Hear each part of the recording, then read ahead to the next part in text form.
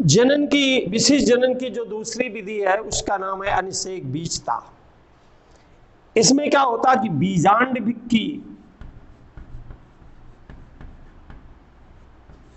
बीजांड की किसी भी दोगुणित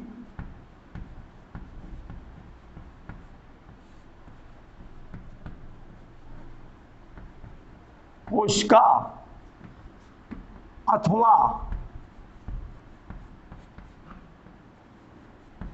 भ्रूण कोश की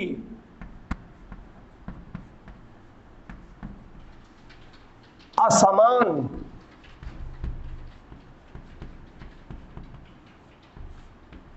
दोगुणित कोशिका से बिना निषेचन भ्रूण परिवर्धन की क्रिया, परिवर्धन का मतलब बनना,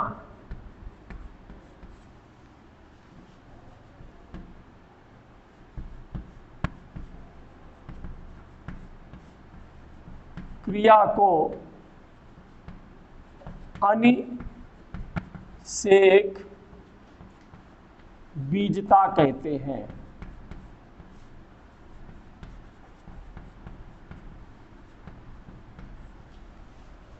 विशिष्ट जनन की अगली विधि है जिसका नाम है सूक्ष्म प्रवर्धन या माइक्रो प्रोपोगेशन।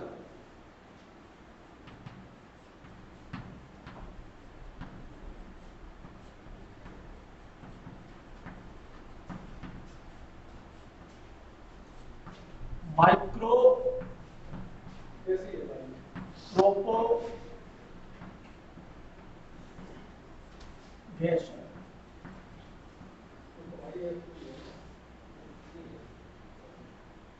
विद्यार्थियों, इस विधि में पादप के ऊतक, जीवद्रव, अंग या कोशिका, इनको हम कर्तोतक के नाम से जानते हैं। यानी पादप के उन भागों को जिन्हें हम माइक्रो प्रोपोगेशन के लिए यूज करते हैं उनको कहते हैं कर्तोतक। और इसके लिए जीवद्रव,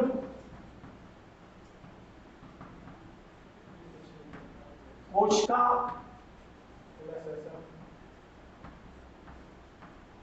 ऊतक, अंग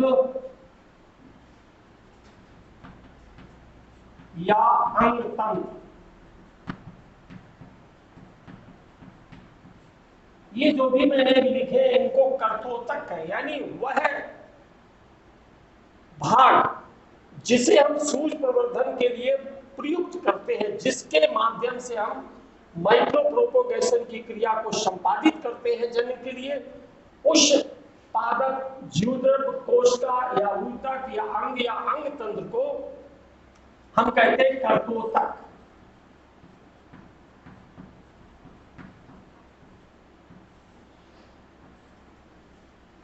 कर्तोतक को उचित निर्जमीकृत कोश, तरल कोश माध्यम में संवर्धित किया जाता है। किसमें? ये कर्तोतक जो लिया जाता है इसे निर्जमीकृत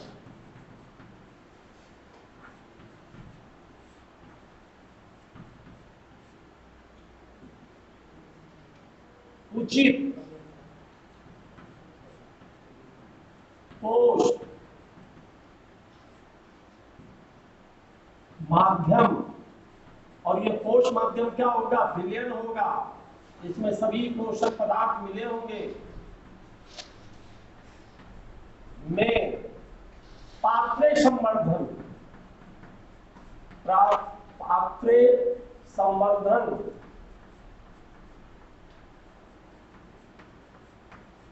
करने की प्रक्रिया को सूक्ष्म प्रवर्धन या माइक्रो प्रोपोगेशन कहते हैं।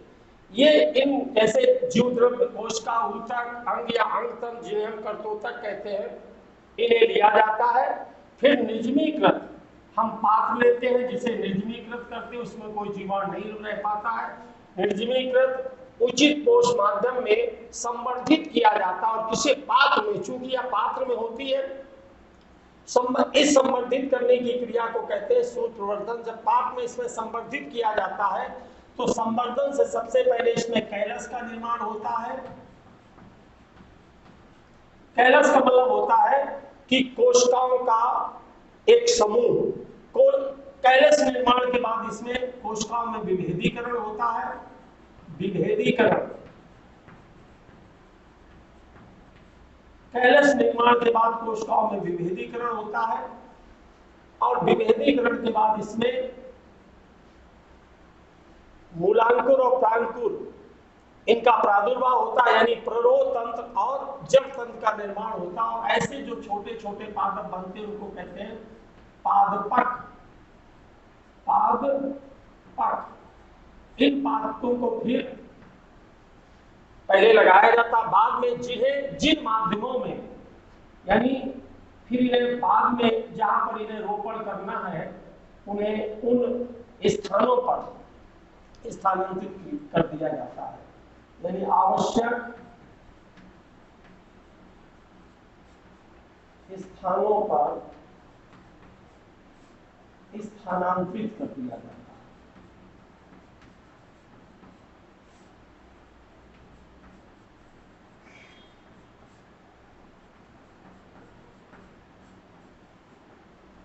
पुनः एक बार इसको समझ ले, बहुत अच्छी तरह से जान ले।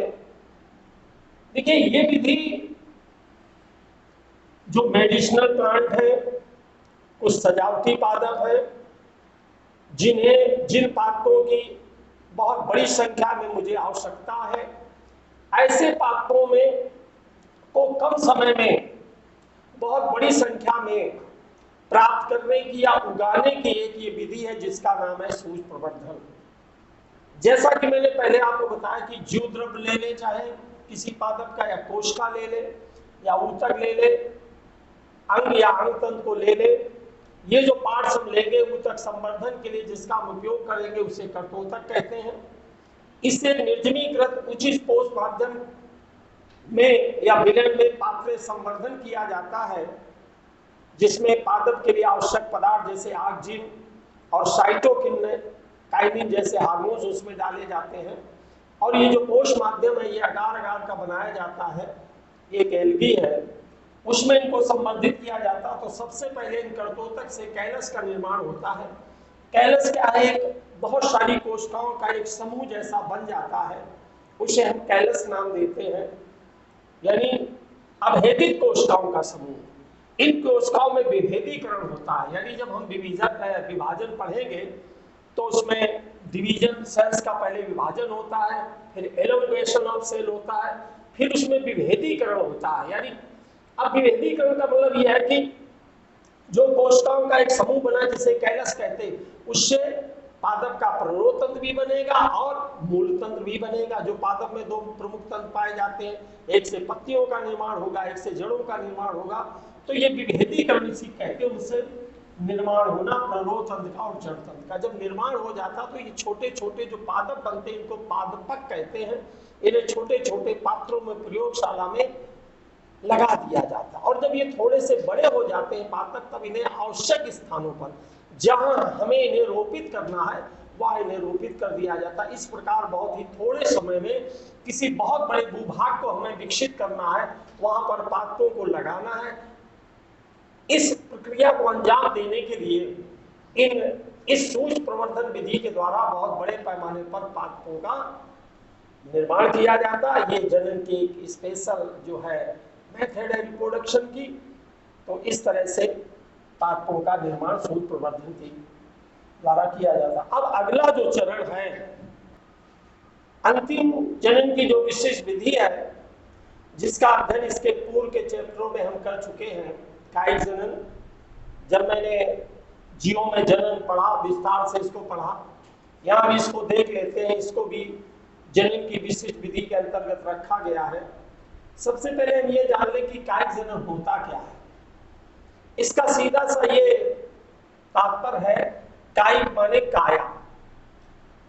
तो यहां से परिभाषा निकल करके आती है कि जब पादप के कायिक भाग से नए पादपों की उत्पत्ति होती है तो इस प्रकार के जनन को कहते हैं कायिक जनन। और पादप के कायिक भाग कौन से हैं जानिए। कायिक भाग, कायिक भाग है इसके जड़, तना, पत्ती, पत्र, प्रकलिका, पत्र प्रकलिकाएं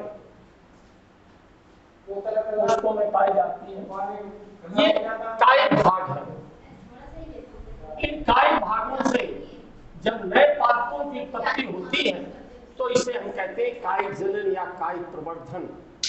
और फिर इसके अलावा उन्होंने पढ़ाया भी था कुछ अध्याय में, ये दो प्रकार का होता है। एक तो होता है प्राकृतिक कायिक, प्राकृतिक कायिक जनन,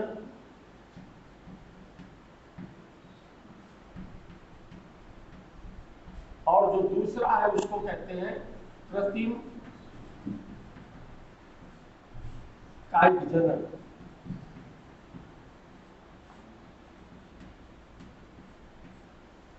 यानी ये जो है इसको कहते हैं नेचुरल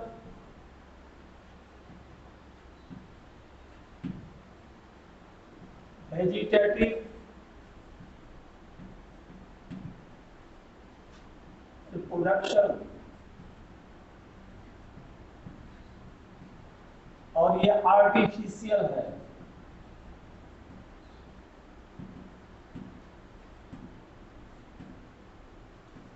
रिप्रोडक्शन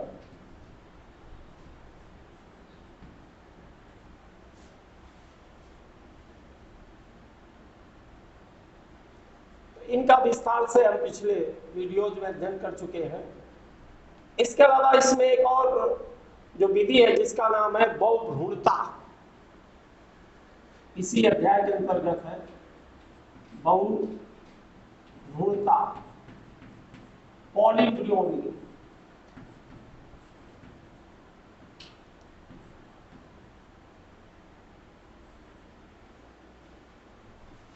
बंद करना। और जो एक टॉपिक और है इसमें जिसका अध्ययन इसी अध्याय में कर ले बहुत अच्छा रहेगा, उसका नाम है बहुभ्रूणता, पॉलीब्रियोनी। हम सभी जानते हैं कि किसी भी बीज में अधिकतर एक भ्रूण पाया जाता है। जब किसी भी बीज में एक से अधिक भ्रूण की उपस्थिति होती है तो इसे हम कहते हैं बहुभ्रूणता। और ये जो बहुभ्रूणता का गुण है ये ज्यादातर जिम्नोस्पर्मिक पादपों में पाया जाता है, जो एंजियोस्पर्म के पहले हैं, जिन्हें हम अनावृत बीजी कहते हैं। जिम्नोस्पर्म, अनावृत बीजी हिंदी में, यानी जिनके बीज किसी भी सीड के कोट के द्वारा ढके नहीं होते। अर्थात हम कह सकते हैं कि जिम्नोस्पर्म पादपों में अंडाशय से फल का निर्माण नहीं होता है, इसलिए उनके बीज अनावृत होते हैं, किसी भी आवरण के द्वारा ढके नहीं होते। अर्थात हम कह सकते हैं नग्न बीजी पादप, अनावृत बीजी पादप कह सकते हैं, नग्न बीजी पादप कह सकते हैं, या जिम्नोस्पर्मिक प्लांट इनको कह सकते हैं। इनमें ये प्रक्रिया बहुत ज्यादा अधिकतर देखी जाती है, लेकिन ऐसा नहीं कि जिम्नोस्पर्म पादपों में ये ना पाई जाए।